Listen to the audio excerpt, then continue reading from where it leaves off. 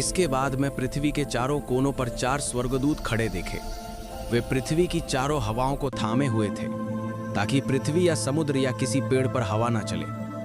फिर मैंने एक और स्वर्गदूत को जीविते परमेश्वर की मुहर लिए हुए पूरब से ऊपर की ओर आते देखा।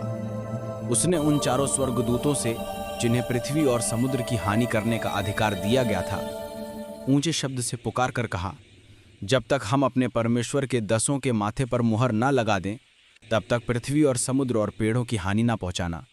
जिन पर मुहर दी गई मैंने उनकी गिनती सुना, अर्थात इज़राइल की संतानों के सब गोत्रों में से 1,44,000 पर मुहर दी गई। यशोदा के गोत्र में से 12,000 पर मुहर दी गई, रूबेन के गोत्र में से 12,000 पर, गाद के गोत्र में से 12,000, आसिर के गोत्र में से 12,000 पर, नफ्ताली के गोत्र में से 12,000 पर, मनश्शे के गोत्र में से 12,000 पर, सिमीन गोत्र में से 12,000 पर, लीवी के गोत्र में से 12,000 पर, इस्साकार के गोत्र में से 12,000 पर, जबूलून के गोत्र में से 12,000 पर, यूसुफ के गोत्र में से 12,000 और बिन्यामीन के गोत्र में से 12,000। इसके बाद में दृष्टि की और देखो, हर एक जाति और कुल और लोग और भाषा में से एक ऐसी बड़ी भीड़ जिसकी कोई गिनती न कर सकता था, श्वेत वस्त्र पहने और अपने हाथों में खजूर की डालियां लिए हुए सिंहासन के सामने और मेमने के सामने खड़ी है और बड़े शब्द से पुकार कर कहती है, उद्धार के लिए हमारे परमेश्वर का जो सिंहासन पर बैठा है और मेमने का जय जयकार हो।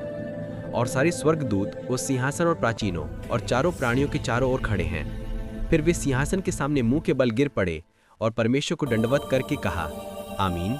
हमारे परमेश्वर की धन्य कहलाई और महिमा और बुद्धि और धन्यवाद और सम्मान और सामर्थ्य और शक्ति युगानुयुग तक होती रहे, आमीन। हमारे परमेश्वर की स्तुति और महिमा और ज्ञान और धन्यवाद और आदर और सामर्थ और शक्ति युगानुयुग बनी रहे, आमीन।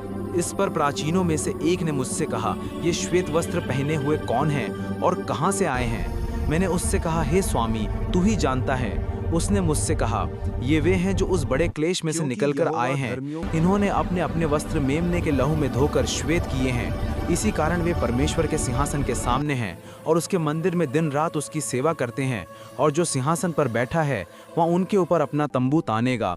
फिर वे भूखे और प्यासे ना होंगे और ना उन पर धूप न की तपन पड़ेगी, क्योंकि मेमना जो सिंहासन के बीच में है उनकी रखवाली करेगा और उन्हें जीवन रूपी जल के सोतों के पास ले जाया करेगा और परमेश्वर उनकी आंखों से सब आंसू पोंछ डालेगा।